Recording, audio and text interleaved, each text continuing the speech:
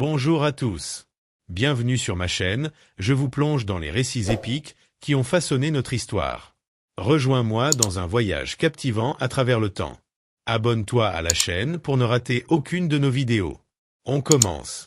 Aujourd'hui, nous parlerons de l'ONU ou encore de l'Organisation des Nations Unies, de sa création, son rôle dans le monde et aux défis actuels auxquels elle est confrontée. L'histoire de la création de l'ONU est passionnante et essentielle pour comprendre son rôle dans le monde. Originairement, l'Organisation des Nations Unies, ONU, a été fondée le 24 octobre contexte de l'après-guerre. Après la Seconde Guerre mondiale, la nécessité de préserver la paix et la sécurité dans le monde était évidente. L'idée de coopération internationale pour résoudre les conflits pacifiquement et améliorer la vie de tous les peuples a émergé. Dès 1899, la Conférence internationale de la paix à l'Élysée cherchait à mettre en place des outils pour résoudre les crises pacifiquement et établir des règles de conflit. En 1919, la Société des Nations, SDN, a été créée pour promouvoir la coopération internationale et obtenir la paix et la sécurité.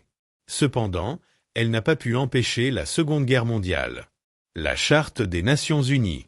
L'expression « Nations Unies » a été suggérée par le président des États-Unis Franklin Delano Roosevelt en 1942 dans la Déclaration des Nations Unies. La Charte des Nations Unies a été rédigée par les représentants de la Chine, des États-Unis, du Royaume-Uni et de l'Union soviétique pour mettre fin au fléau de la guerre. Deuxièmement, évoquons les objectifs de l'ONU. L'ONU a 3 objectifs principaux qui sont maintenir la paix et la sécurité, promouvoir et défendre les droits de l'homme et de favoriser le développement économique et social. L'article 1 de la Charte des Nations Unies stipule que les États membres doivent résoudre les différends pacifiquement, conformément au droit international. L'état de droit et les principes de justice sont essentiels pour garantir la paix. En développant des relations amicales entre les États, fondées sur l'égalité des droits des peuples, l'ONU défend les droits de l'homme. L'état de droit et les droits de l'homme sont 2 facettes du même principe, le droit de vivre dans la dignité. Partie 2. Quels sont les défis actuels auxquels l'ONU est confrontée? L'Organisation des Nations Unies, ONU, en tant qu'instance mondiale, fait face à plusieurs défis majeurs. En un, nous avons les crises et conflits.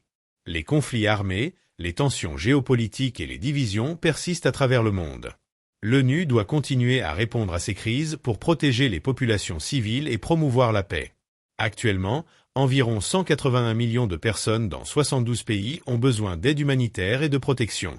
2. Urgence climatique.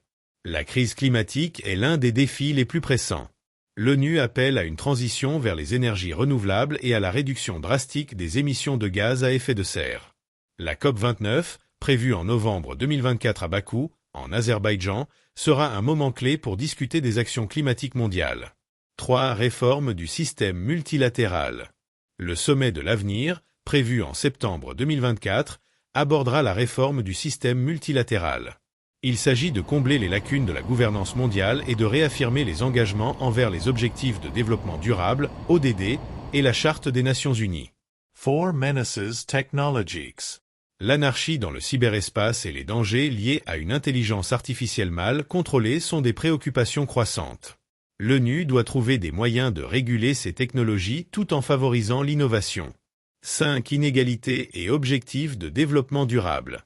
L'ONU continue de travailler sur des questions telles que l'égalité des sexes, la lutte contre la pauvreté, la santé et la justice. Les objectifs de développement durable, ODD, guident ces efforts. En somme, l'ONU joue un rôle essentiel dans la préservation de la paix, la promotion des droits de l'homme et le développement mondial. Pour terminer avec une citation, « Celui qui aime l'argent doit travailler ». N'oubliez pas de vous abonner et d'activer la cloche pour ne rien manquer sur cette chaîne. À bientôt. Globe showing Europe Africa Belle smiling face with smiling eyes.